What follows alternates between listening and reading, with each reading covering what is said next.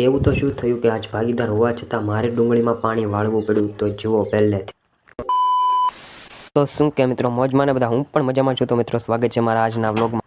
તો મિત્રો, એમાં વાત કંઈક એવી હતી કે આપ સૌ જાણો છો કે આગલા વ્લોગમાં મેં જણાવ્યું હતું કે આગાહીના કારણે આપણે અચાનક ડુંગળી કાઢવાની થઈ. એટલા માટે મિત્રો, દાળિયાની અછતના કારણે છે ને આજે અમારો ભાગીદાર છે ને એને પણ ડુંગળી ખેંચવામાં રાખ્યો અને એના ભાગનું પાણી આજ મારી ઉપર આવ્યું. તો મિત્રો, આજ હું વાળું છું. આપણને પાણી વાળતા તો આવડતું નથી, કેમ કે આપણે ક્યારેય વાળ્યું નથી પાણી.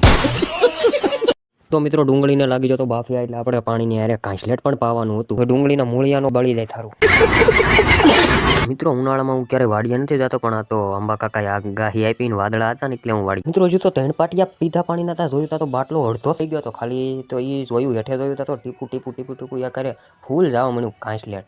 તો મિત્રો, આપણે ફટાફટ છે ને એ ફૂલ હતું ને આપણે ધીમું કરી નાખીને હવે કાંસલેટ છે એની આપણી પાસે આ ટીપું ટીપું આગળ ખૂટી જાય છે 3 પાટિયા પાયા. એટલે આપણે મિત્રો આ ધીમું કરી નાખ્યું. મિત્રો, આંબા કાકાની આગાહી ક્યારેક ખોટી તો ન હોય. મિત્રો, આગાહી આપી લે આમ જો વાદળા તો થઈ ગયા, આમ અંધારા જેવું થઈ ગયું. ઉનાળામાં ચોમાસું ન હોય એની જેવું ભારે કરી. મિત્રો, બહુ ભારે કરી. એક વાર હવાની લાઇટ નથી ને મેણ તાર લાઇટ આવી. હજી તો 5 પાટિયા પીધા મિત્રો, તો પાછી લાઇટ વહી. આમ તો મિત્રો, જે છું ને એ સારું છું. મને સળતેથી પાણી વાળવાની આળ એટલે સારું છું. લાઇટ વહી ગઈ એટલે આપણે પાણી તો ન વાળવું પડે. તો મિત્રો, હવે આપણે આ બધું અધૂરું મૂકીને હાલો જાય. હવે આપણે ઘેરે અત્યારે 4:30 વાગ્યા છે મિત્રો. તો મિત્રો, આજના બ્લોગમાં એટલું. Like, share and follow.